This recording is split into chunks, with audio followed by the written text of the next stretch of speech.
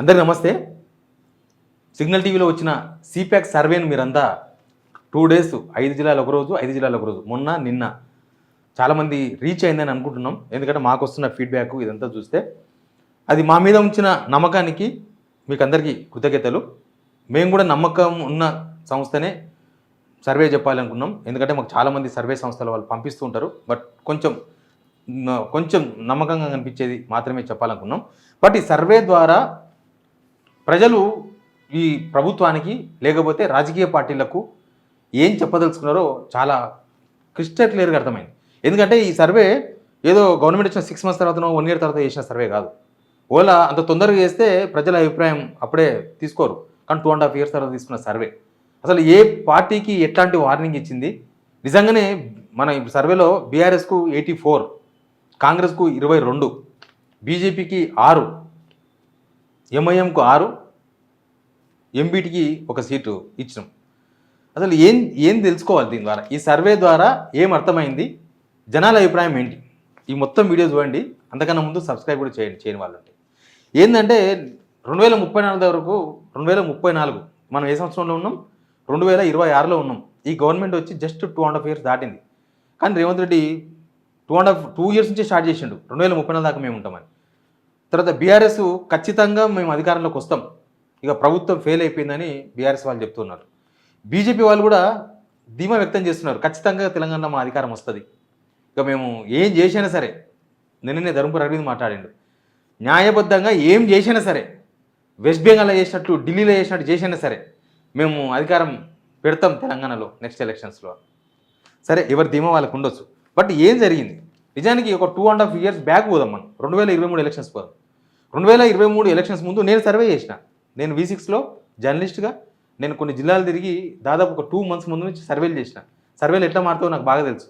2 months ముందేమున్నది, 1 month ముందు ఏమున్నది, 3 days ముందు ఏమున్నదో నాకు దాని మీద అనుభవం ఉంది.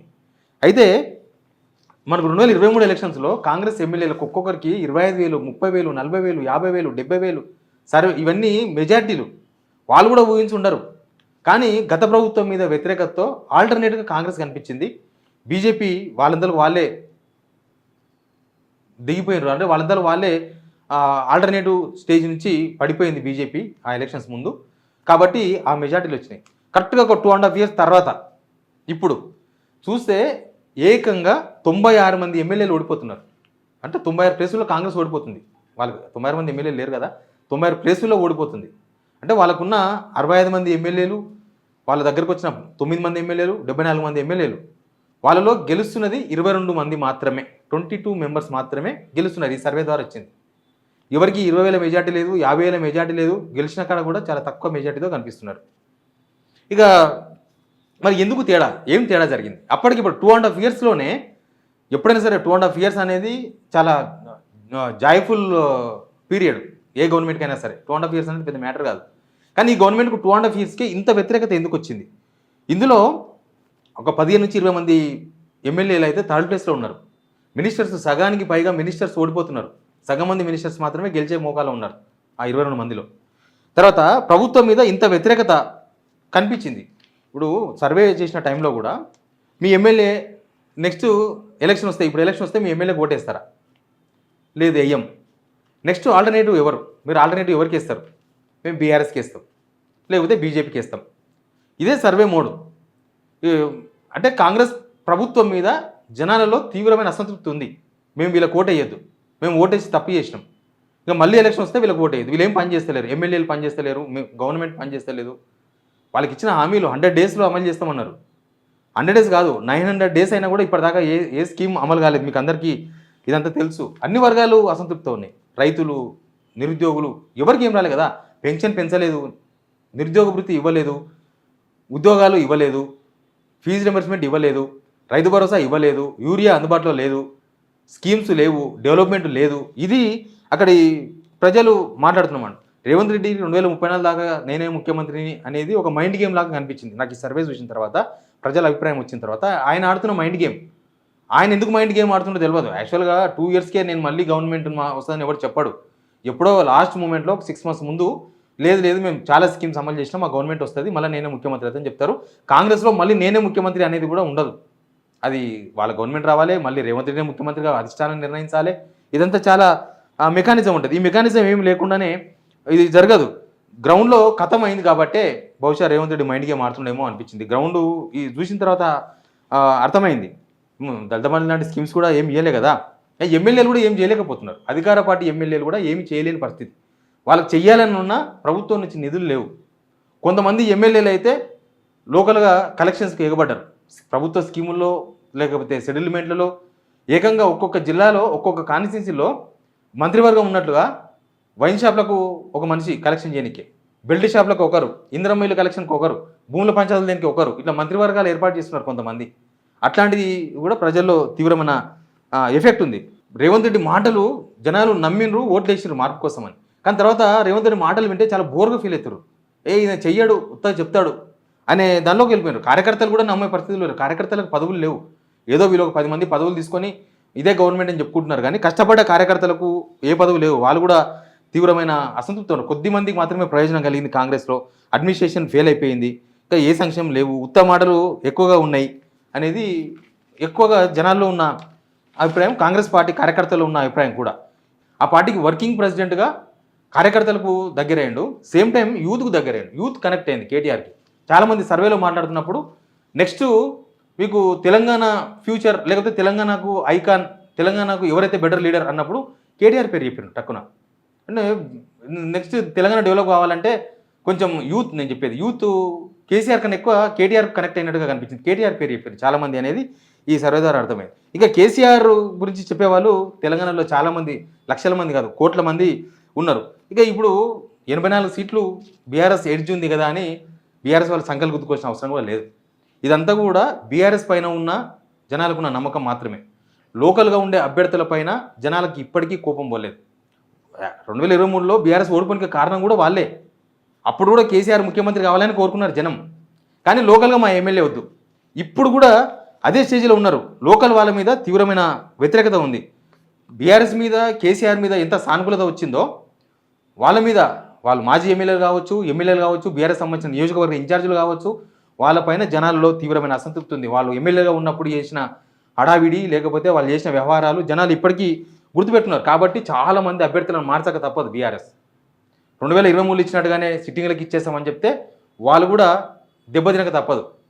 ఖచ్చితంగా 50 నుంచి 60% ఇప్పుడున్న 119 కాన్స్టిట్యున్సీల్లో వాళ్ళు ఎమ్మెల్యేలు కావచ్చు, మాజీ ఎమ్మెల్యేలు కావచ్చు, మాజీ మంత్రులు కావచ్చు, ఎవరైనా కావచ్చు, వాళ్ళని ఖచ్చితంగా మార్చాలి. ఈ సర్వేలో అదే తెలిసింది. బీఆర్ఎస్కి సానుకూలమే, కేసీఆర్ ముఖ్యమంత్రి కావాలి, కానీ మాకు ఈయన మాత్రం ఉండొద్దు, ఈయన మార్చేయాలి. అందుకే కొత్త వాళ్ళకు అవకాశాలు కల్పిస్తే బీఆర్ఎస్కు నిజంగానే 84 సీట్స్ వచ్చే అవకాశం ఉంటుంది. ప్రజలకు ఇంకా కోపం పోలేదు, దాన్ని బీఆర్ఎస్ గమనించాలి ఖచ్చితంగా. ఇది బీఆర్ఎస్కు 84 నియోజకవర్గాల్లో బీఆర్ఎస్ లీడింగ్లో కనిపిస్తుంది ఈ సర్వేలో. ఇక్కడ నేను ఫస్ట్ చేసిన క్వశ్చన్ మళ్ళీ చెప్తాను మీకు. నేను కాంగ్రెస్కు ఓటేయరు, రైట్. నెక్స్ట్ మీకు ఆల్టర్నేటివ్ ఎవరు? మేము బీఆర్ఎస్కి ఇస్తాం. బీఆర్ఎస్ను ఆల్టర్నేట్ పార్టీగా జనాలు గుర్తించారు. దానికి బీజేపీ ఫెయిల్యూర్ కావడం, మిగతా రాజకీయ శక్తులు, చిన్న చిన్న రాజకీయ పార్టీలు వాళ్ళ ఎజెండాలు వేరుగా ఉండడం కావచ్చు కాక, కానీ 10 ఏళ్ల గవర్నమెంట్తో రేవంత్ రెడ్డి గవర్నమెంట్ను పోలుస్తున్నారు జనం. అంటే ఆయన ఉన్నప్పుడే బాగుండే, కేసీఆర్ ఉన్నప్పుడే బాగుండే, ఆయన ఉన్నప్పుడు రైతు భరోసా వచ్చింది, ఆయన ఉన్నప్పుడు ఇది వచ్చింది, ఆయన ఉన్నప్పుడు అది వచ్చింది. రేవంత్ రెడ్డి ఫెయిల్యూర్స్ హైలైట్ అవుతున్నాయి ఈ టైంలో. అంతే కదా. ఇప్పుడు ఆయన బాగా చదువుతున్నాడు అంటే ఈయన బాగా చదువుతలేని అర్థం. ఆయన బాగా చదివితే అవతలడు బాగా చదువుతుంది ఎవరు అన్నారు. ఈయన బాగా చదువుతలేడు, ఈయన పథకాలు లేవు, ఏం లేవు కాబట్టి కేసీఆర్ స్కీమ్స్ గురించి జనాలు మాట్లాడుకుంటున్నారు. ఇప్పటికి కూడా ఈ సర్వేలో కూడా కేసీఆర్ ఉన్నప్పుడే స్కీమ్స్ బాగుండే, కేసీఆర్ ఉన్నప్పుడే బాగుండే, ఇట్లాంటి మాటలు వినిపించినాయి.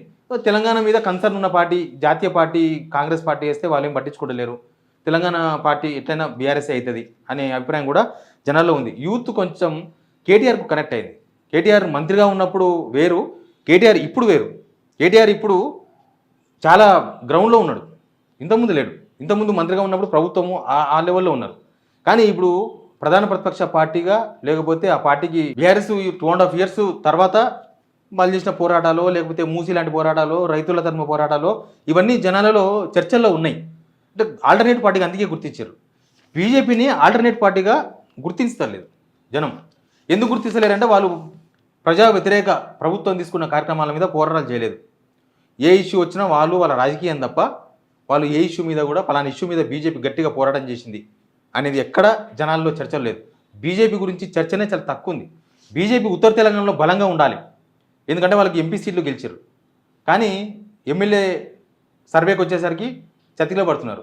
నిజంగా కూడా 8 మంది ఎమ్మెల్యేలు గెలిచిన దగ్గర తెలంగాణలో బీజేపీ 8 మంది ఎంపీలు గెలవడం కొంత ఆశ్చర్యార్థకమే. ఎందుకు ఆశ్చర్యం అంటే 8 మంది ఎమ్మెల్యేలు ఎంపీలు గెలిచినప్పుడు నెక్స్ట్ లోకల్ బాడీ ఎలక్షన్ జరిగినప్పుడు దాని ఎఫెక్ట్ ఉండాలి కదా. గ్రౌండ్లో ఏం ఏ పార్టీకి పోటీ ఉంది? కాంగ్రెస్కు బీఆర్ఎస్ మధ్య పోటీ కనిపించింది మొత్తం లోకల్ బాడీ ఎలక్షన్స్. మరి 2 మున్సిపాలిటీల్లో కూడా బీజేపీ పట్టు నిరూపించుకోలేకపోయింది. అర్బన్ ఏరియాలో కూడా మున్సిపాలిటీల్లో బీజేపీ సాధించలేకపోయింది. సర్పంచ్ ఎలక్షన్స్లో కూడా చతికిలో పడింది. రేపు ఎంపీటీసీ జెడ్పీటీసీ ఎలక్షన్ వస్తే కూడా మళ్ళీ కాంగ్రెస్ వర్సెస్ బీఆర్ఎస్ ఎలక్షన్ జరుగుతుంది తప్ప బీజేపీ ఎలక్షన్ జరగదు. దానికి చాలా చాలా కారణాలు ఉండొచ్చు. బీజేపీలో చాలా గ్రూపులు ఉండొచ్చు. ఆ గ్రూపులో విడివిడిగా వాళ్ళకు ఇండివిజువల్గా వాళ్ళు సొంత బెనిఫిట్ల కోసమా లేకపోతే దేనికో తెలియదు, కానీ ప్రభుత్వంతోన వాళ్ళు సానుకూలంగా ఉండడం, ప్రభుత్వం పైన జనం వ్యతిరేకత ఉన్నా ప్రభుత్వం ప్రజలపైన కొన్నిసార్లు కఠినంగా వ్యవహరిస్తున్నా బీజేపీ ఆ స్టాండ్ తీసుకోలేకపోయింది. ఈ 2.5 సంవత్సరాల్లో ప్రభుత్వానికి వ్యతిరేకంగా ఒక ఫైట్ను నిర్మించుకోలేకపోయింది. నిర్మించుకోలేకపోవడం పక్కన పెడితే ప్రభుత్వానికి బీజేపీ సహకరిస్తుంది. ముఖ్యంగా బండి భగీరథ్ కేసు చూసుకోండి మీరు. బండి భగీరథ్ కేసులో ఏం జరిగిందో తెలంగాణ ప్రజలు మొత్తం చూసిండ్రు. కరెక్ట్గా ఈ సర్వే జరుగుతున్న టైం కూడా అదే. బండి భగీరథ్ ఇష్యూ జరుగుతున్నప్పుడే ఈ సర్వే కూడా జరిగింది. కొంచెం ముందు జరిగింది, కొన్ని జిల్లాల్లో తర్వాత జరిగింది. ఆ కార్యక్రమం జరుగుతున్నప్పుడు కూడా బీజేపీ కార్యకర్తల్లో ఉంది ఉల్లాసం, కానీ దాన్ని పైకి తీసుకొచ్చే నాయకత్వం కనిపిస్తలేదు. బీజేపీలో ఒక మంచి నమ్మకమైన నాయకుడు కనిపిస్తలేడు. ఆ 8 మంది ఎంపీలు ఎందుకు గెలిచారంటే మోడీని చూసి ఓటేసిండ్రు, దాంట్లో డౌట్ ఏం లేదు. ఒకవేళ మోడీని చూసి కాదు మమ్మల్ని చూసే ఓటేసిరని ఎవరైనా బీజేపీ ఎంపీలు అనుకుంటే వాళ్ళు ఎంపీగా ఉన్న 7 అసెంబ్లీ నియోజకవర్గాల్లో ఎక్కడన్నా ఏ అసెంబ్లీ నియోజకవర్గంలోనైనా మున్సిపాలిటీలు కానీ సర్పంచులు కానీ గణనీయ స్థాయిలో బీజేపీ చేజిక్కించుకున్నదా? చేజిక్కించుకోలేదు. ఇప్పుడు కూడా ఇంకా అదే పరిస్థితిలో ఉంది. బీజేపీ ఈ ప్రజల తరపున పోరాటం చేయకుండా ప్రభుత్వంతోన కలిసి తిరుగుతూ వాళ్ళు ఓన్లీ హిందూ వాదాన్ని మాత్రమే నమ్ముకున్నట్టున్నారు. అందరం హిందువులమే, మన నాయనమ్మలు తాతలు అప్పుడే కూసినప్పుడు లేచినప్పుడు రామరామ నరసింహస్వామి అనుకున్నోళ్ళు. అంటే వీళ్ళు కొత్తగా తెలంగాణలో ఏదో హిందుత్వం నేర్పుదాం అనేది వాళ్ళకి బాగా మైనస్. అది ఎంతవరకు వర్కౌట్ అవుతుందో అంతవరకు వర్కౌట్ అవుతుంది. ఓట్ల వరకు ఆ హిందుత్వం తెలంగాణలో వస్తుందా రాదా అనేది ఒక పెద్ద క్వశ్చన్. అన్నిసార్లు టెంప్ట్ గారు, ఒకసారి టెంప్ట్ అవుతారు, ఒకసారి నువ్వు మళ్ళీ ఎలక్షన్స్ మళ్ళీ టెంప్ట్ చేస్తే మళ్ళీ టెంప్ట్ గారు. తెలంగాణలో కొంచెం చైతన్యవంతులు, హిందుత్వం ఏంది, పొలిటికల్ హిందుత్వం ఏంది, దీని మీద ఫుల్ క్లారిటీ ఉంటుంది. చదువు రాని వాళ్ళకి కూడా ఎవరో వచ్చి మనకు దేవుని పరిచయం చేసిన అవసరం లేదు, ఎవరో వచ్చి మనను గుడిలో పూజ చేయం చెప్పాల్సిన అవసరం లేదు. మనమే హిందువులం, మనమే పూజలు చేస్తాం. కానీ బీజేపీ వాళ్ళు ఈ ప్రజల పోరాటాన్ని పక్కన పడేసి కేవలం హిందుత్వవాదంతోనే మాకు ఓట్లు పడతాయి అనుకోవడం ఆ పార్టీకి ఒక బ్యాక్డ్రాప్ లాగా కనిపిస్తుంది.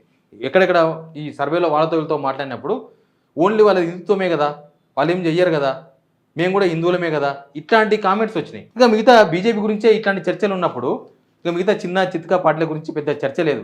ఒక్క సీట్లో కూడా ప్రభావం చూపే పార్టీలు చిన్న చితకా పార్టీలు, నేను పార్టీల పేర్లు నేను చెప్పాను, చిన్న చితక పార్టీల మీద ప్రజల్లో అసలు చర్చనే లేదు.